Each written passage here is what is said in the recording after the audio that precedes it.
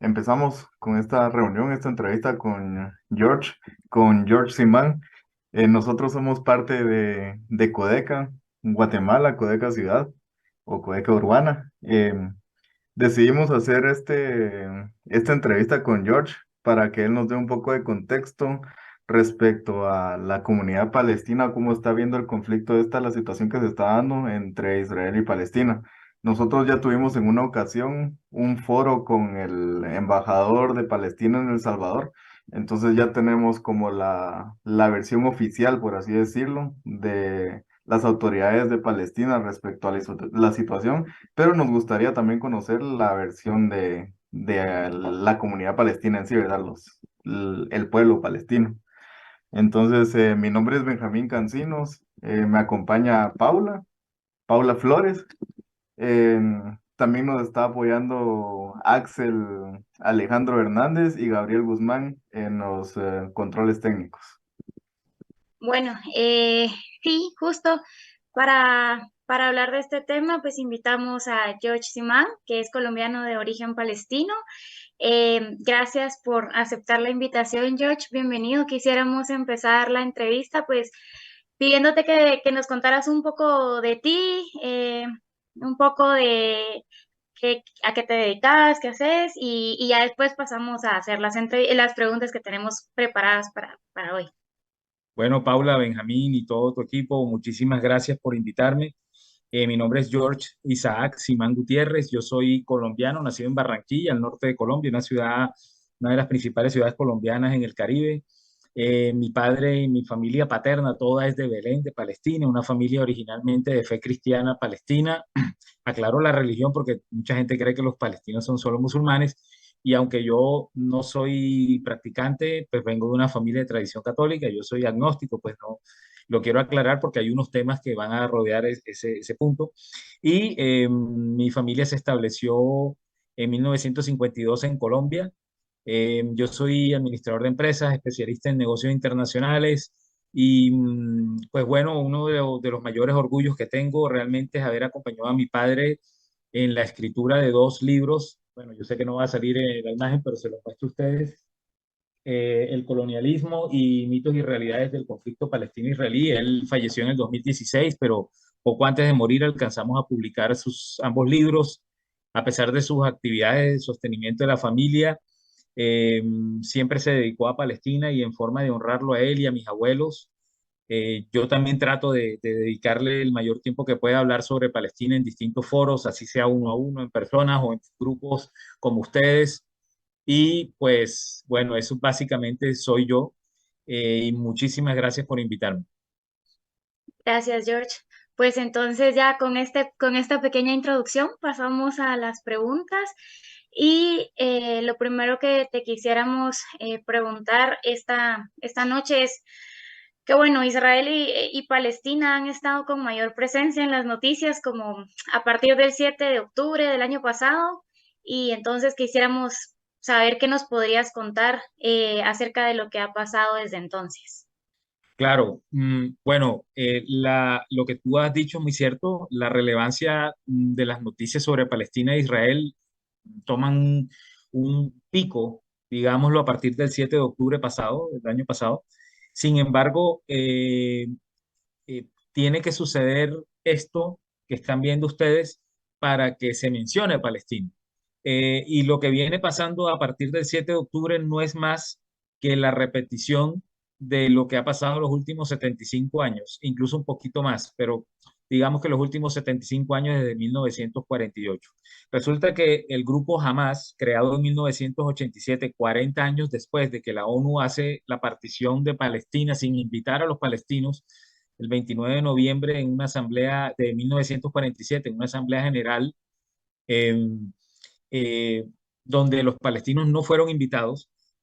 40 años después, nace un grupo en Gaza, que es una provincia de la Palestina histórica, muy antigua de hecho,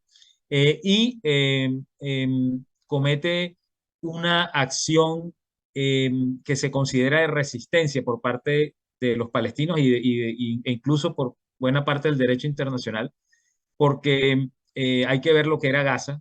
hasta el 7 de octubre de 2023. Básicamente, la prisión a cielo abierto más grande del mundo. Gaza es del tamaño, bueno, de mi ciudad, Barranquilla, pero no sabría compararla con algo en Guatemala, como para hacer un poquito, me faltó investigar para hacer una comparación, para que ustedes tengan una idea más. Son 350 kilómetros cuadrados, una ciudad mediana a grande, donde tiene el doble de la población de la ciudad de donde yo vengo, que de por sí es densamente poblada, y los 2,5 millones casi de habitantes, las cuales la mayoría son niños, de esa pequeña franja, y se le dice la franja de Gaza por su forma, que es un cuadradito así alargado, un rectangulito. eh, Son niños, más de la mitad de los pobladores, y vivían absolutamente cercados por tierra, mar y aire por Israel, incluso la frontera con Egipto, que hoy pasó algo muy chistoso, que después lo hablaremos, bueno, chistoso dentro de lo trágico, que es que Israel le echa la culpa a Egipto, y resulta que una de las fronteras de Gaza es con Egipto, pero Egipto es un régimen absolutamente arrodillado a Israel y Estados Unidos.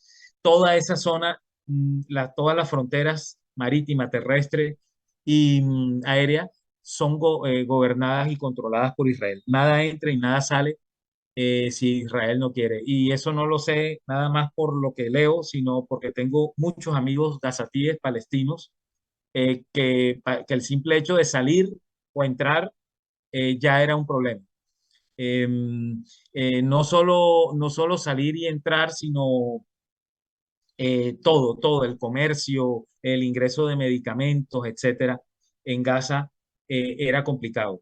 Y el 70% de los pobladores de Gaza, estos 2,5 millones de seres humanos palestinos, el 70% de por sí ya eran refugiados de otras regiones. De hecho, todos mis amigos gazatíes son de familia de Haifa, de Jerusalén, de más que todo de Haifa, Jerusalén y algunos pueblos entre Gaza y Haifa, que fueron objetivo de etnocidio en 1948. Es decir, esta población de por sí ya había sido victimizada en la forma de desplazamiento forzoso.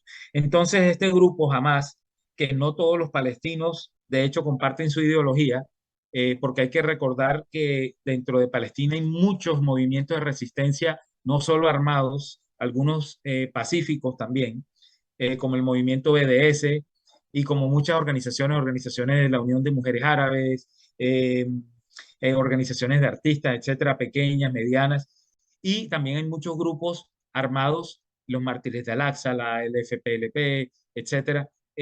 No solo es Hamas, sino que la propaganda se enfoca en Hamas, una forma de satanizar y como enfocar, como crear un monstruo para tapar el monstruo que es Israel.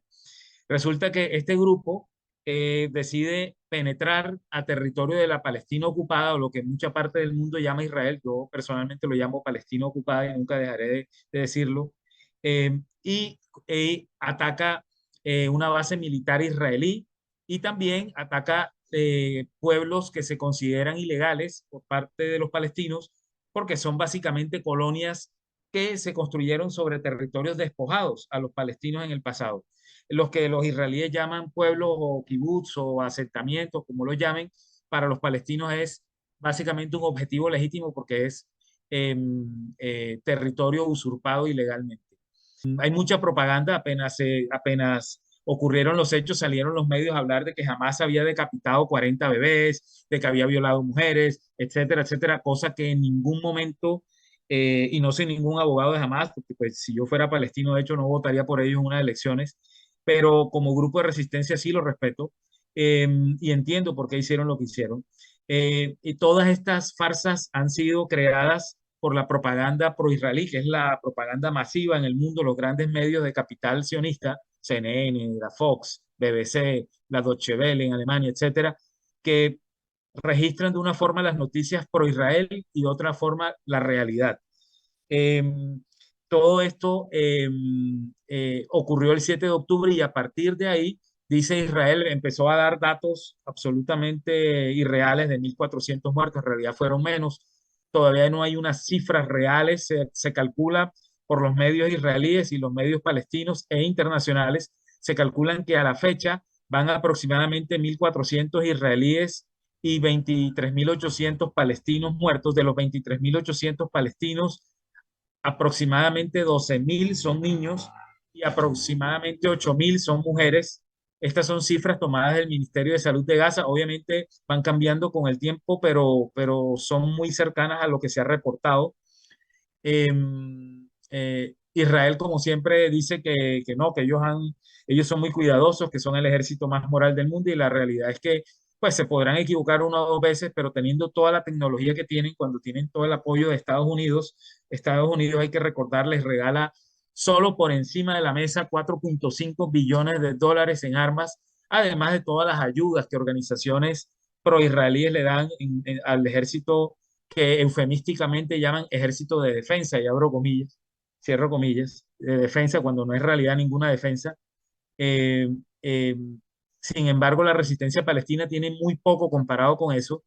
Tiene alguna ayuda de algunos vecinos, de Irán, de algunos movimientos, los cuales obviamente la prensa occidental quiere satanizar, pero fíjate que nunca satanizan al verdadero terrorista que es Estados Unidos. Y, y bueno, eso es lo que ha pasado, un bombardeo indiscriminado durante 95 días contra la Franja de Gaza, donde ha ocasionado 2 millones de desplazados aproximadamente, gente que ya era desplazada de por sí, vuelve a ser desplazada, donde hay una crisis alimentaria impresionante, no hay comida. Mis amigos allá me dicen que conseguir un saco de harina, que allá se come mucho pan, es un medio básico de subsistencia el pan, es casi imposible, es muy costoso. Y además de los casi 24.000 muertos, más los más de 60.000 heridos, cuando no tienen una infraestructura hospitalaria decente, porque pues básicamente te la bombardearon toda.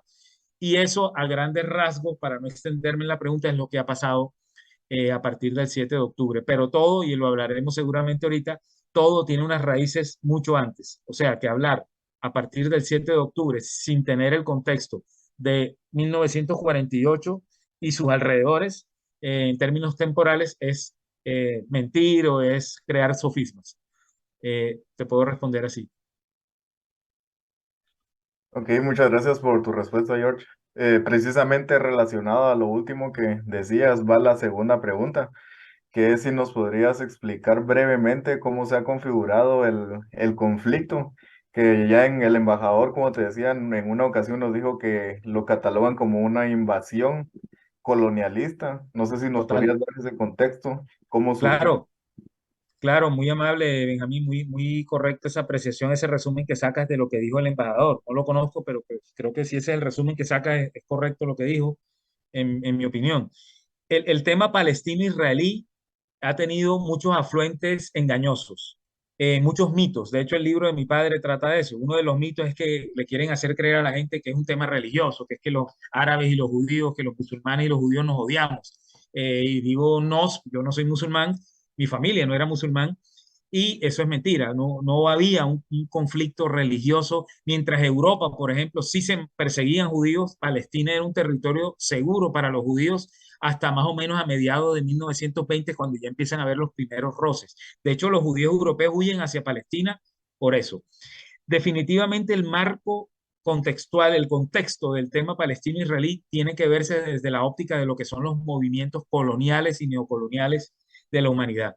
¿Qué es el colonialismo? El colonialismo es la ambición desmedida del poderoso por usurpar los recursos del débil, no solo su tierra, sino su riqueza, su recurso humano. Y el caso palestino es sui generis, es especial en el tema de la historia del colonialismo, del que trata el segundo libro de mi padre, este, eh, eh, porque no solo profundiza la ambición colonial. Ustedes ven casos, por ejemplo, los franceses en Argelia, los españoles en América, etcétera, donde básicamente lo que querían, la intención era no tanto repoblar el territorio. Por ejemplo, los franceses no repoblaron Argelia, los alemanes no repoblaron el Congo belga, ¿verdad? Los ingleses no repoblaron la India. Solo querían saquear su riqueza y aprovechar su gente como mano de obra barata. En este caso, el sionismo internacional, encabezado por Inglaterra antes de 1948 y después retomando la batuta Estados Unidos después de esto, después de la Segunda Guerra Mundial, que queda muy debilitada Inglaterra, lo que quieren es apropiarse del territorio y repoblarlo y refundarlo, sacando a la población nativa a la fuerza. Al que no podían matar lo expulsaban, o al que no podían expulsar lo mataban, y aniquilando toda su historia haciéndole creer al mundo que ellos no existieron, que simplemente se desvanecieron. Yo a veces digo, no, pues les habla el hijo de un holograma, porque pues si los palestinos no existieron, mi abuela era un holograma. A mí no me pueden decir que los palestinos, yo vengo de un útero palestino de mi abuela, etcétera, ¿no? Pero eso es lo que han querido hacer, desaparecer a la historia palestina.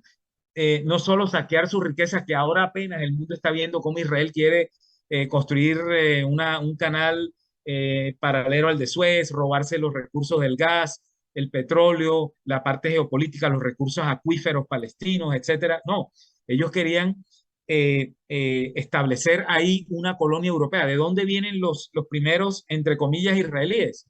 Realmente vienen de Europa, de Ucrania, de toda esta región de la ex República Unión Soviética, de Polonia, Alemania, de Inglaterra, y hay que situarse en el contexto de finales del siglo XIX, cuando ocurre el primer Congreso sionista, y esta palabra es importante, quiero darme un minutico para explicárselas. El movimiento sionista toma su nombre del monte Sión en Jerusalén y es un movimiento que nace en Europa realmente hace varios siglos, pero realmente desde la época de Napoleón ya se hablaba de algo del sionismo, finales de los 1700, pero realmente toma fuerza a finales del siglo XIX, en 1898, cuando los intelectuales judíos, ya cansados de la persecución en Europa, que era una realidad, es que la gente habla solo de Hitler, pero antes de Hitler, lo cual fue un caso emblemático de sadismo y crueldad contra muchos pueblos, no solo los judíos, ¿no? Pero antes de Hitler y del movimiento nazi alemán, existía una persecución hacia los judíos muy fuerte y todo debido, o buena parte, perdón, buena parte debido a que recordemos que esa Europa monárquica medieval era fundamentalmente cristiana y el tema, el cuento de que, y digo cuento porque yo no, pues con todo respeto, pero es que yo no creo en ninguna religión y para mí mucho de eso es leyenda y hay que respetar, pero pues cuando ya termina, desemboca en tragedia, pues hay que tomárselo un poco, ¿verdad? No tan en serio realmente, porque es que con la leyenda o con la tradición más bien cristiana de que los judíos mataron a Cristo, su figura principal, empieza a exacerbarse una persecución hacia las comunidades judías en Europa y además de otros temas, eran muy perseguidos y llega un punto en que los judíos europeos, ya constituidos más que todo una élite intelectual en Austria, en Alemania,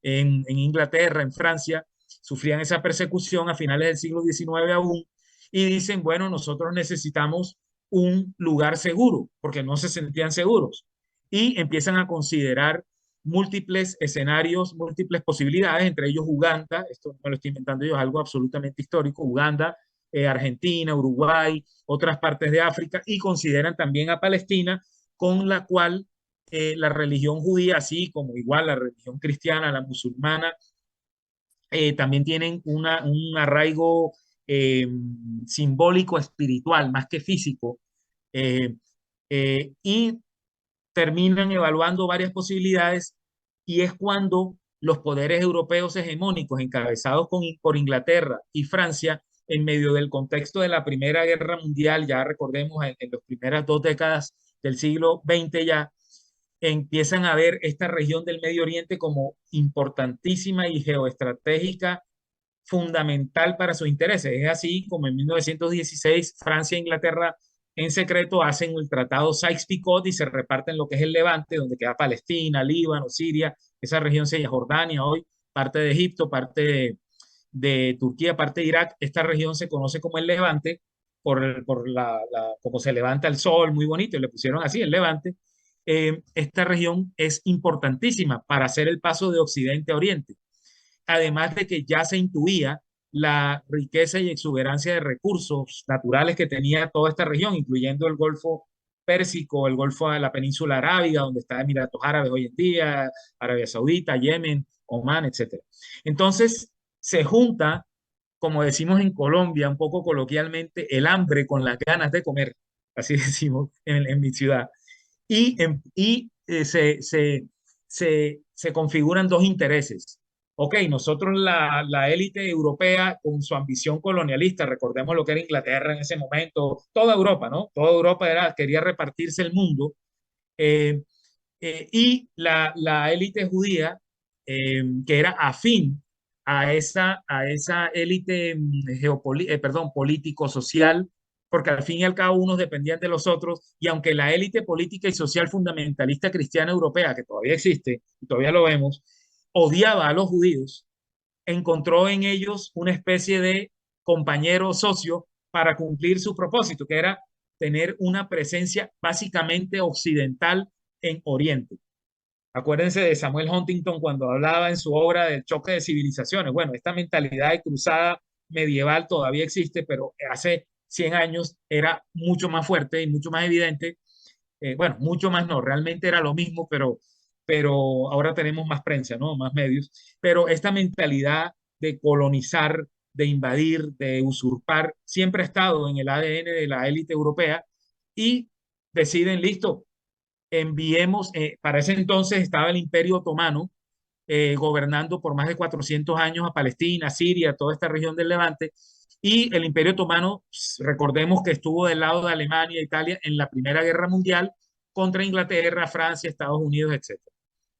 Entonces los ingleses hábilmente hablan con los árabes, palestinos, sirios, etcétera. En esa época era la Gran Siria, es que son pueblos muy similares, no hay grandes diferencias entre ellos, pero fueron divididos como muchas otras zonas, tanto de África como de Asia, por los poderes coloniales con líneas imaginarias que hoy en día constituyen fronteras de algunos países. Entonces los ingleses, recordemos el famoso Lawrence de Arabia, envían a sus emisarios, hablan con los árabes y dicen, bueno, peleen contra los otomanos, ganémosle a los otomanos y nosotros le damos su autonomía. Nosotros somos amigos de ustedes. Y efectivamente eso fue lo que pasó. El Imperio Otomano, ya debilitado por muchas luchas, pierde y entra el ejército inglés en 1917 triunfante de la mano de los árabes a Jerusalén. Y de ahí, como epicentro de todo el Levante, se riegan por toda la región, junto con los franceses que por el tratado Sykes-Picot, que habían hecho en secreto, como les dije, Inglaterra y Francia un par de años antes, un año antes, perdón, los franceses entran al Líbano, los ingleses a Egipto, a Palestina, etcétera. Y se reparten porque les dio la gana, básicamente eso.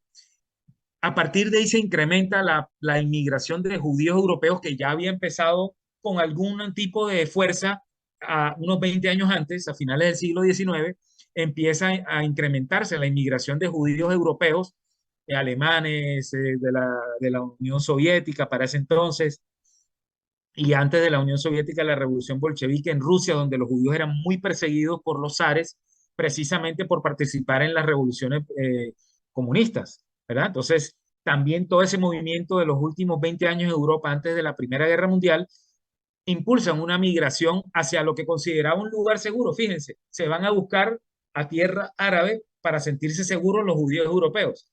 Y ahí empiezan a establecerse al principio sin ningún problema, pero ¿qué va pasando? Los palestinos empiezan a ver que cada vez vienen más judíos europeos, ocupan más espacios, Inglaterra falla en su promesa, no les cumplen su promesa de otorgarles autonomía, mientras Inglaterra sí empieza a armar a estos judíos europeos, a darles espacios institucionales, se empiezan a crear instituciones paralelas solo para judíos en Palestina y empieza la élite intelectual palestina y social a decir, Inglaterra, ¿qué estás haciendo? Tú no me dijiste esto, tú me prometiste otra cosa.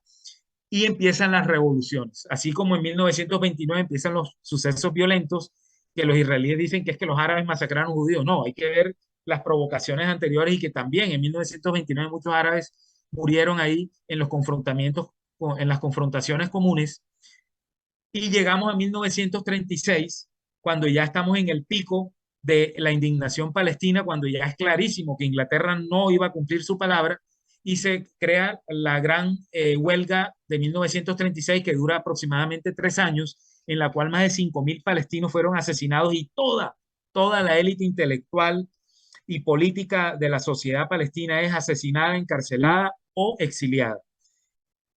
Empieza a llegar aún más judíos europeos y ahí se empieza a configurar lo que es hoy en día el Estado de Israel, que es básicamente el desplazamiento de palestinos por parte de estos inmigrantes nuevos, que como gran argumento en muchos casos sacan la justificación de que es que Dios les dio esa tierra y que es que ellos sus antepasados habían estado ahí. Cuando hablan de antepasados, se refieren a los hebreos, que eran un pequeño pueblo que llegó de Mesopotamia, lo que es hoy Irak, unos siglos antes de Jesús, y establecieron unos reinos en parte de Palestina, ¿no? No en toda Palestina, sino en partes que se llaman, que empezaron a llamar Judea, Samaria, etcétera, Nazaret, etcétera, eh, pero que mucho antes se llamaba Palestina, se llamaba Canaán, y entonces ellos se agarran de ahí, cuando realmente si ustedes van a ver qué es la población israelí, en su gran mayoría son de origen europeo, sobre todo Ashkenazi o origen incluso árabe, pero iraquí o del norte de África. Gente que, aunque compartieran en algunos casos algunas costumbres, nunca fueron originarias de ahí. Los hebreos antiguos, de hecho, tienen mucho más afluente en lo que es el pueblo palestino, que es básicamente la cocción milenaria durante 4 o 5 milenios de pueblos como los cananeos, los egipcios, los mismos hebreos. Los hebreos estuvieron muy poco tiempo ahí, 2 o 3 siglos. Hay civilizaciones que estuvieron como los egipcios y los otomanos, los romanos mucho más tiempo que los hebreos. Entonces los palestinos somos una mezcla de todo esto. Los israelíes quieren hacer un puente inexistente realmente entre los hebreos antiguos y una ucraniana como Golda Malkovich, alias Golda Meir, o Benjamín Netanyahu, un polaco cuyo nombre original es Benjamín Mileikowski, y todos estos israelíes que realmente no son de ahí, ¿verdad? Y quieren apropiarse hasta de la comida palestina, del baile palestino, todo, de la identidad palestina, para hacer crear una identidad que no existe y que quieren ligar con un pueblo que aportó en su momento mucho para la cultura palestina y la sociedad palestina, como fueron los originales hebreos, que de hecho el hebreo que se habla ahora no es ni siquiera el hebreo antiguo. El hebreo de ahora es una mezcla entre árabe, yiddish, que es un idioma del este de Europa y de Alemania, usado por los judíos, hebreo antiguo y ruso. Un sancocho, como decimos en Colombia, una mezcolanza. Entonces, todo esto, y he tratado de resumirte en estos 10, 12 minutos, me disculpas lo largo, es difícil en menos tiempo, pero todo esto es básicamente un proyecto colonial donde Europa trasplanta carne de cañón, como son los judíos europeos, a quienes no querían, a quienes querían. Es como cuando barres, y perdona, esto es un ejemplo, no es que le estoy diciendo basura, ni más faltaba a los judíos europeos para que no se me vaya a malinterpretar, son expertos, los sionistas son expertos en eso, sino así los veían los europeos. Barramos la basura debajo de la alfombra y de paso tenemos una base en Oriente, nuestra, europea, porque al fin y al cabo, judíos o no, son europeos, son blancos, son nuestros. Esa era la mentalidad que ustedes fácilmente pueden comprobar en los discursos del premier inglés en su momento, Lloyd George, en 1931, donde hablaba tan despectivamente de los árabes, porque la mentalidad colonial era esa, hacer creer que el otro es inferior y que le están haciendo un favor a los colonizados del estar ahí. Así pasó en nuestra América. Nuestros pueblos originarios sufrieron eso. No, es que los españoles nos están haciendo un favor, porque es que ustedes son cultura inferior. Esto es un pantano, nosotros lo volvimos un jardín, cuando Palestina ni América era un pantano, ni tampoco los que vinieron eran más civilizados que nuestras culturas, ni tampoco los que fueron allá eran más civilizados que la cultura palestina y árabe en general. Son culturas distintas, pero ese supremacismo que siempre acompaña como un hermanito gemelo a los movimientos coloniales es lo que termina configurando al Estado de Israel actual. Gracias, George. Muy completa tu respuesta, muy ilustrativo. En este proceso histórico que tú nos estás comentando, pues sabemos que es un proceso de ocupación colonial y por naturaleza van a surgir movimientos en resistencia, etcétera. Lo decías al principio, jamás es uno de ellos, no es el único, pero es el que más ha sonado. Entonces quisiéramos preguntarte, pues, ¿qué es este grupo y cuál es el papel que está jugando en lo que está sucediendo actualmente? Perfecto, muchas gracias. Mira, Hamas es un grupo fundado en 1987, entre otros por el Sheikh Ahmed Yassin, que fue asesinado posteriormente por Israel, y es conformado en sus orígenes básicamente como la misma familia del Sheikh Yassin y de sus colaboradores, como por ejemplo Abdelaziz Rantisi, etcétera, son todos desplazados palestinos de otras ciudades. Como les dije al principio, bueno, fue fundado en Gaza, de complemento. Como les dije al principio, la población gazatí es principalmente palestinos desplazados de otros pueblos. Entonces, debido a la absoluta desesperanza que reina en un campo de refugiados en lo que convirtieron básicamente a Gaza y lo que ustedes, si van a un campo de refugiados, yo he ido a dos, uno en Jordania y uno en Palestina, lo que reina en un campo de refugiados palestinos, aparte de la dignidad, es la zozobra, porque ser refugiado, lo cual nos puede pasar a todos en cualquier momento, eso se lo digo a todos, nadie está seguro en este mundo, ser refugiado es una tragedia. Y eso es lo que le pasó a los palestinos. Los palestinos era un pueblo que labraba la tierra, un pueblo vibrante de educación, de mucho trabajo, de mucha decencia, de mucha cultura, de alegría, de baile, de cosecha. El pueblo palestino fue violentado y a raíz de esa violencia se desplazan muchas personas hacia Gaza, entre otros Jordania, etcétera, pero vamos a hablar específicamente de Gaza. Y ahí, casi 40 años después de ese desplazamiento de sus padres y de sus ancestros, un grupo de jóvenes palestinos, bueno, no solo jóvenes, sino ya adultos, obviamente, fundan el movimiento Hamas. Eh, Hamas se, se, se orienta desde la religión sin ser un grupo netamente fundamentalista, porque es que lo quieren comparar con ISIS y Al Qaeda, y quiero hacer un especial espacio aquí para hablar bien clarito por qué no son iguales. Eh, ISIS y Al Qaeda, fácil encontrar en la historia, perdón, son movimientos fundamentalistas financiados y fundados por Occidente y sus lacayos en el Medio Oriente, como son los sauditas y los emiratíes, y son como la banda paramilitar de Occidente para destruir a los regímenes laicos como el sirio, como el iraquí, que eran opuestos a los intereses imperiales estadounidenses con su sicario en la región, que era Israel. Así es como fundan Al Qaeda con los talibanes en 1979, más o menos, con Bin Laden, que era saudita, para sacar a los soviéticos de Afganistán. Afganistán es en Asia Central, pero de ahí se deriva ese grupo y empiezan a principios de la década de 2010 a atacar a Siria y a toda esta región para desestabilizarla. Este grupo es fundamentalista wahabita, que es la corriente, digamos, más extrema del Islam y es la que se practica principalmente en Arabia Saudita. Entonces, Estados Unidos y sus socios coloniales, incluyendo a sus lacayos del Golfo Pérsico, eh, usan a esta gente para no entrar ellos a hacer desastres y exponerse en el Medio Oriente. Y eso es lo que es ISIS y Al Qaeda, o Daesh, como les llaman, pero es lo mismo, ¿no? Son los paramilitares fundamentalistas islámicos en el Medio Oriente. Hamas no tiene esa orientación. Hamas es, aunque sí tiene al Islam como motor, y les quiero explicar por qué, resulta que cuando los palestinos ven que nada funciona, que el mundo los abandonó, mucha gente en Palestina acude a la religión como último recurso, así como le pasa, por ejemplo, a alguien que va a una iglesia cristiana porque tuvo una tragedia familiar y no encuentra otro refugio que la fe. Lo mismo pasa allá, pero en términos islámicos. Entonces, con base en la religión, fundan un movimiento, pero no es un movimiento que excluya a los cristianos ni a los laicos, no, es un movimiento que ha trabajado incluso con los cristianos palestinos en Gaza, porque en Gaza había antes de este genocidio 2.500 cristianos aproximadamente, y ahora no sé cuántos hay, incluso Israel mató a 22 de ellos en la iglesia de San Porfirio, una de las más antiguas, ¿verdad?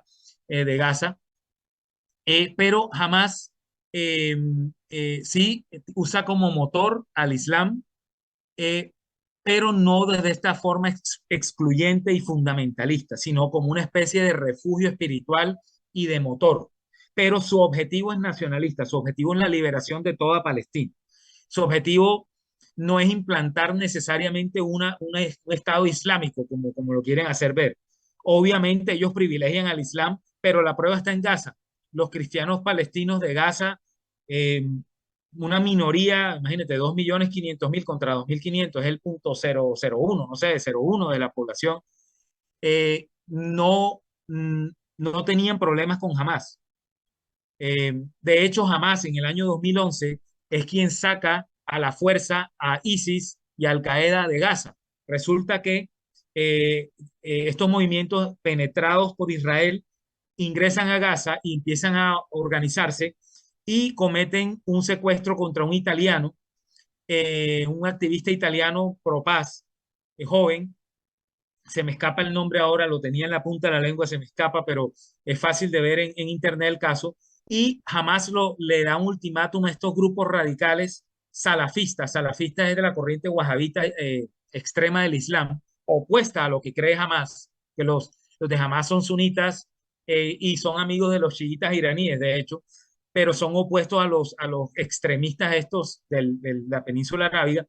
Y estos grupos extremistas no le hacen caso a Hamas. Hamas entra por la fuerza. Lastimosamente, el rey italiano es asesinado por estos fanáticos, pero Hamas da de baja, mete preso y da de baja a todos los miembros de esta organización que era incipiente en Gaza. Hamas entonces saca a ISIS, a lo que hoy conocemos como ISIS de Gaza, hace 12 años aproximadamente.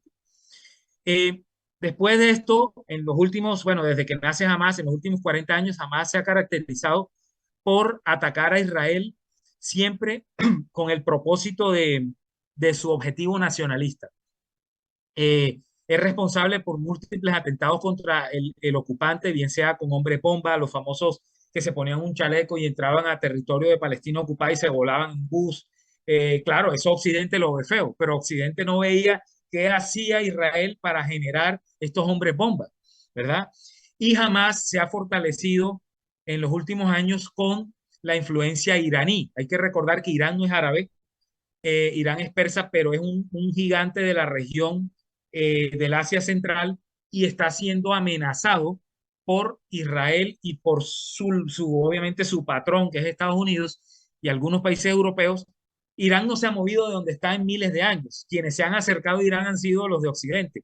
Y obviamente Irán tiene que mover sus fichas para tratar de contener lo que es inminente que le pase, así como lo que le pasó a Siria, que la destruyeron. Si no es por Rusia, Siria estuviera totalmente destruida. A Irak, que la destruyeron con un cuento de mentiras de las famosas armas de destrucción masiva que no existieron, ¿verdad? Entonces Irán empieza a armar a Hamas y Hamas se vuelve más fuerte por la influencia iraní, pero no es que sea Irán, nada más, no. Hamas tiene sus propios objetivos nacionalistas palestinos, liberar a su gente y que su gente, que es toda refugiada, vuelva a su tierra ancestral. Ese es el gran objetivo de Hamas. Jamás son más o menos, se calculan más o menos que de los 2.500.000 habitantes que tenía Gaza hasta antes del 7 de octubre, jamás se calcula que tenía 30.000 combatientes. Y bueno, algunos países lo catalogan como un grupo terrorista, pero para muchos otros países es simplemente un grupo de resistencia. Eso es básicamente lo que te puedo comentar de Hamas. Yo hace poco tuve un space que lo pueden encontrar en Palestina hoy, está grabado hace aproximadamente mes y medio, 2 meses, con el doctor Stanley Cohen, un abogado penalista neoyorquino judío, de hecho, que fue abogado de Hamas, y tuvimos una charla en un space bien concurrido, muy interesante, se los recomiendo, sobre lo que es Hamas. Él los conoce muy bien por dentro, ha conocido a todos sus líderes, él vive en Nueva York y obviamente él también le dicen terrorista, pero pues él en su labor de penalista ha defendido a la resistencia palestina también. Esto es básicamente lo que yo sé de Hamas. Ok, gracias por tu respuesta. Anteriormente nos decías que cuando Inglaterra estaba a cargo de estos territorios en tierra árabe, había muchos pueblos que tenían similitudes. Entonces, nos gustaría saber cómo actúan o cómo reaccionan ahora estos países árabes en la situación que se está dando en Palestina. Excelente pregunta. Es una de las preguntas más profundas e interesantes para entender en parte de lo que pasa hoy en día, Benjamín. Eh, Tú te dirás, bueno, todos hemos preguntado, ¿por qué Egipto, que está al lado, no ayuda a Palestina? ¿Por qué Jordania, que está al lado y que tiene más de la mitad de población de origen palestino, por qué no ayuda?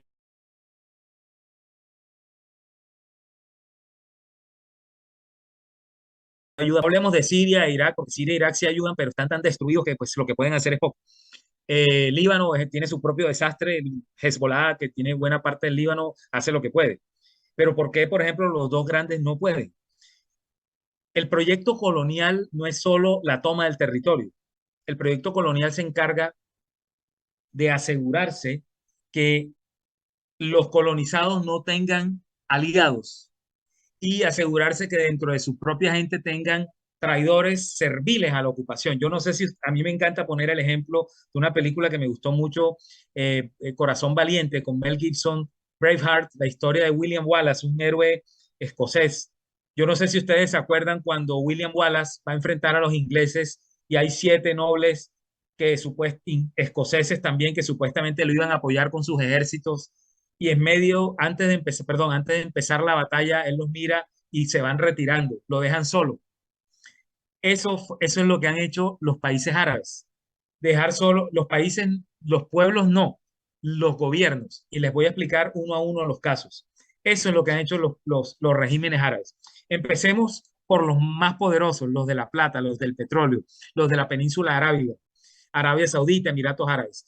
Si tú revisas la historia de lo que son estos, entre comillas, países, que son básicamente unos emiratos, unos reinos, unas monarquías basadas en petróleo, ellos desde hace más de 100 años son seducidos por Inglaterra y por Estados Unidos, donde básicamente, pues para hablar muy concretamente, muy coloquialmente, el acuerdo es simple. Señores árabes, ustedes nos hacen caso y nosotros nos encargamos que disfruten de su petróleo, los protegemos contra cualquiera que quiera venir a quitárselo. Es así como tú ves que en estas monarquías son todas familias, ¿no?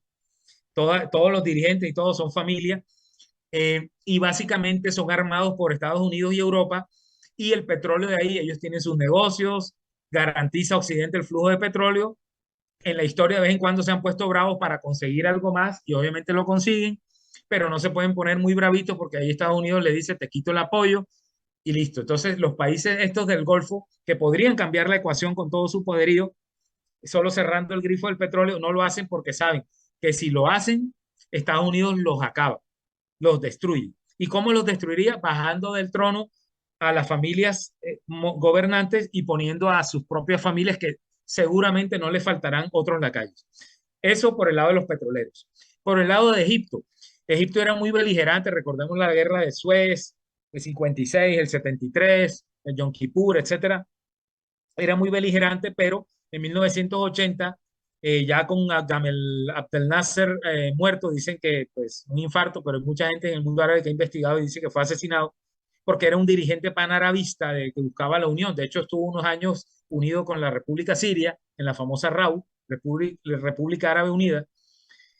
Obviamente la unión de los países árabes y la unión de ninguno de los pueblos no le sirve a ningún colonialista, porque obviamente va a significar una mayor resistencia contra la usurpación de sus recursos, como pasó en Irán con el Shah de Irán, que tumbó al régimen democráticamente electo en Irán con apoyo de Estados Unidos para apropiarse de los recursos iraníes que eran también superpoderosos en términos de petróleo, ¿verdad? Así mismo pasó con Egipto y hacen la paz con un títere de ellos, Abner Sadat, después meten otro títere, ubican otro títere como Hosni Mubarak, y curiosamente el país de los países que conocemos como más milenarios, los famosos faraones, etcétera, Egipto, solo ha tenido una elección democrática, allá en el 2012, creo, 2012-2013, en la cual Mohamed Mursi gana, él era de la Hermandad Musulmana, un partido eh,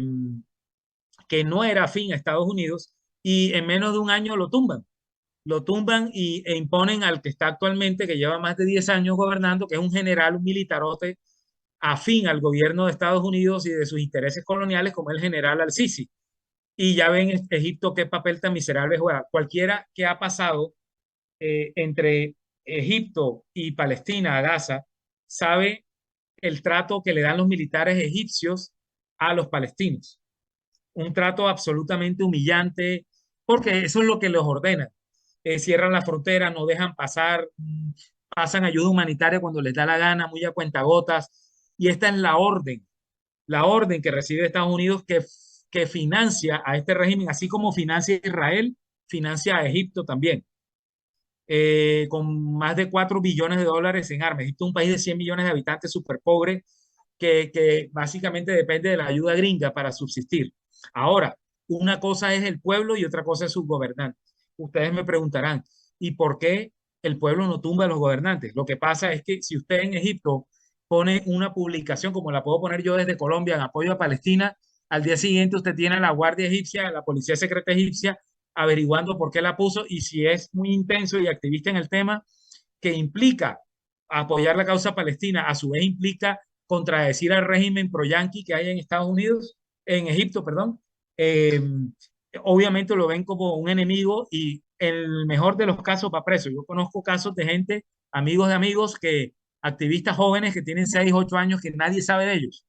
Estaban presos y no se sabe si están vivos o muertos. Por simplemente ser activistas. No mataron a nadie, no robaron a nadie. Entonces Egipto quedó neutralizado con un títere.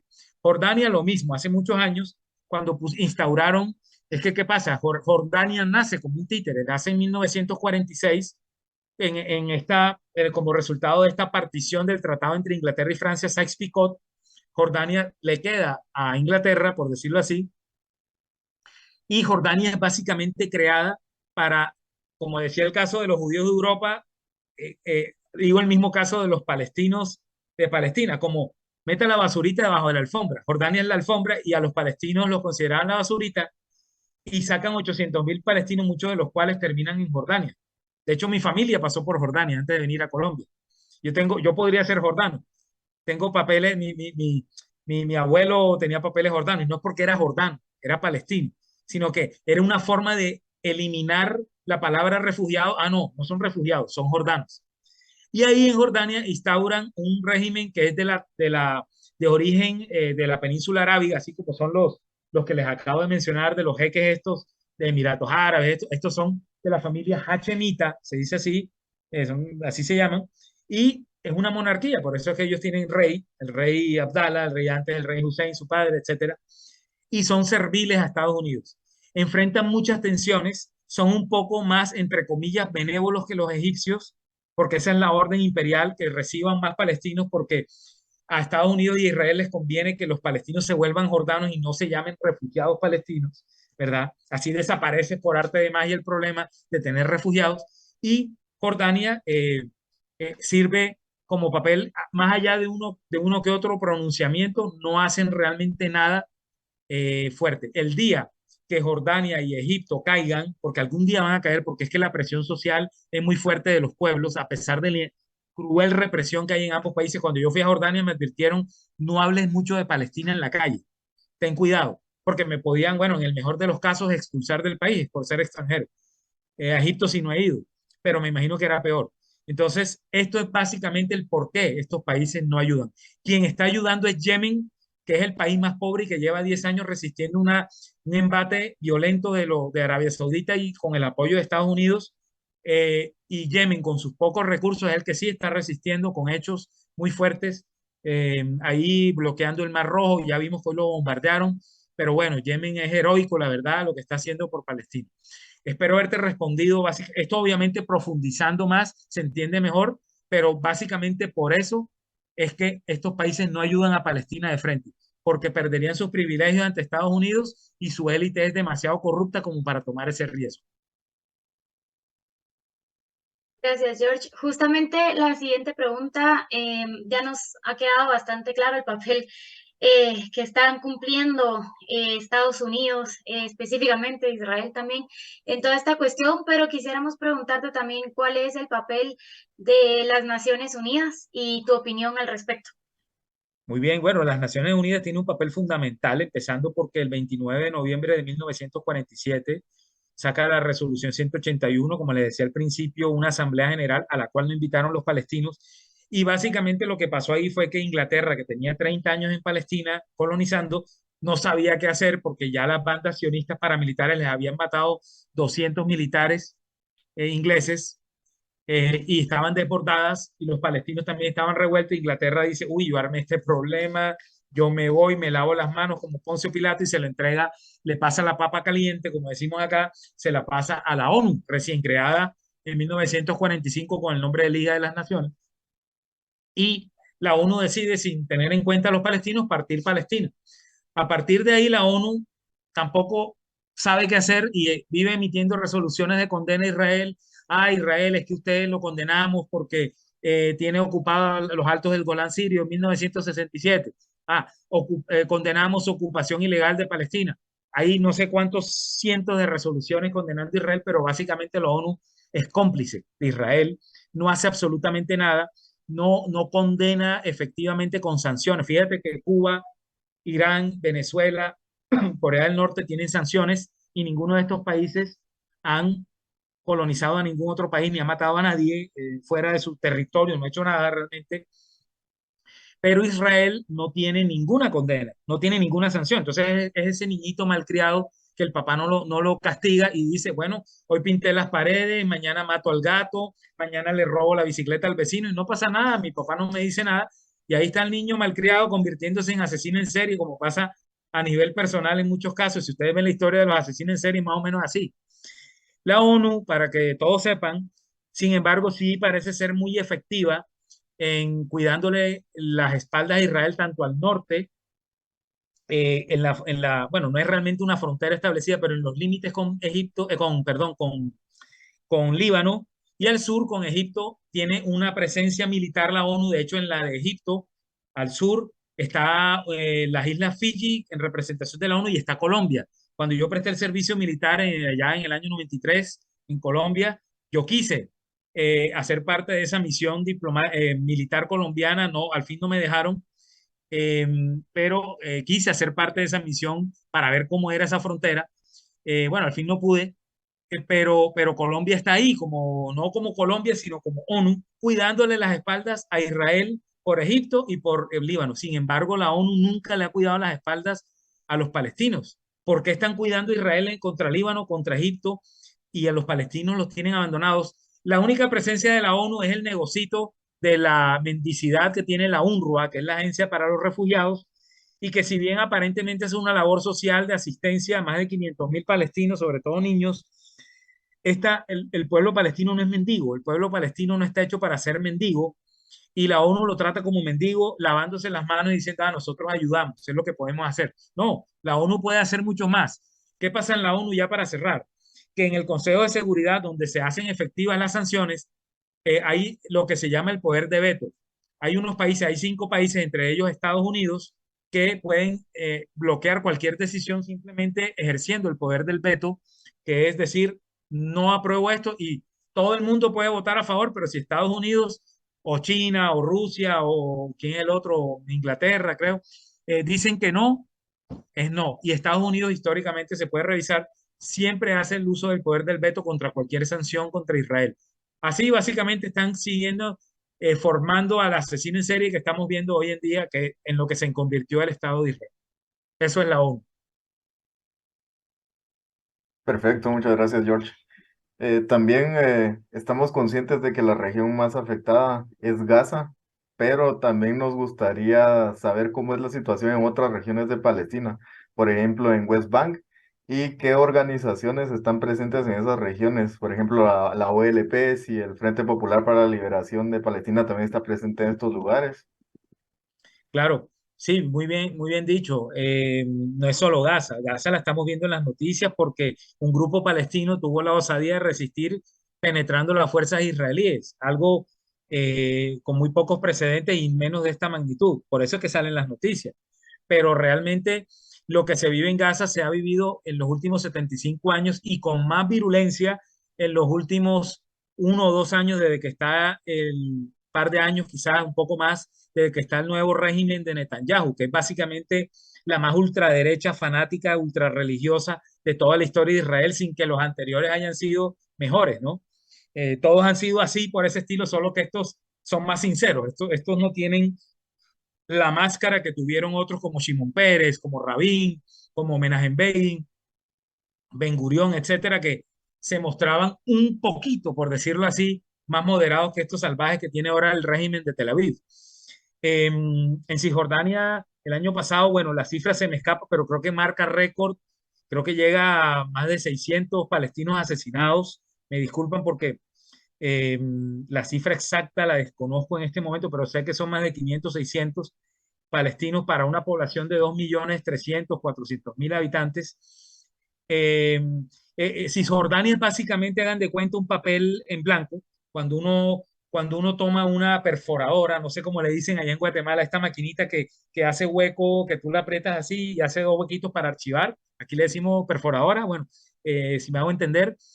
haz de cuenta que tú tomas esta perforadora y vas agujereando una hoja de papel.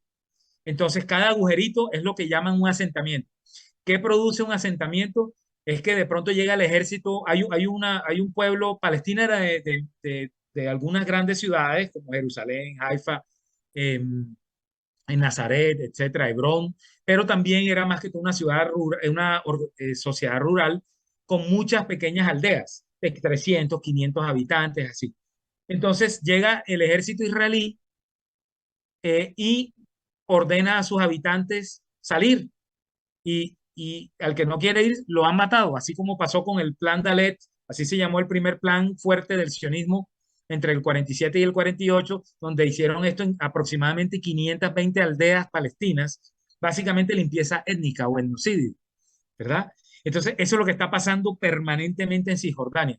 Llegan unos colonos apoyados por el ejército israelí. Estos colonos vienen de Ucrania, de Francia, de Argentina. Últimamente hay muchos argentinos, ¿no? Yo me burlo mucho de ellos porque, pues, yo digo, un argentino de origen alemán, ¿qué carajo hace en Palestina robándole tierra a un nativo? O sea, no sé, vende choripán en Buenos Aires o algo, pero algo decente. Pero bueno, ellos se pegaron a ese tren de colonial y eso es lo que hacen. Entonces, desplazan o matan a la población y van fundando ahí eh, una, una, una pequeña villa, con, eso sí, con todo el recurso financiado incluso por organizaciones cristianas de Occidente, eh, y van fundando ahí pueblitos y desplazan a Palestina. Entonces, es otro huequito en esa hoja de papel. Poco a poco va quedando menos territorio para los palestinos. Dentro de Cisjordania manda la autoridad palestina, que es básicamente un invento occidental de los acuerdos de Oslo del 93 que no sirvieron para absolutamente nada, ¿verdad? No sirvieron para absolutamente nada para Palestina, sino simplemente actúan como contratistas de seguridad, le obedecen a Israel lo que Israel diga. De hecho, para moverse, los dirigentes de la APA tienen que pedirle permiso a los israelíes. ¿Cómo serán de serviles que hasta eso? Entonces, básicamente eso es lo que es Cisjordania.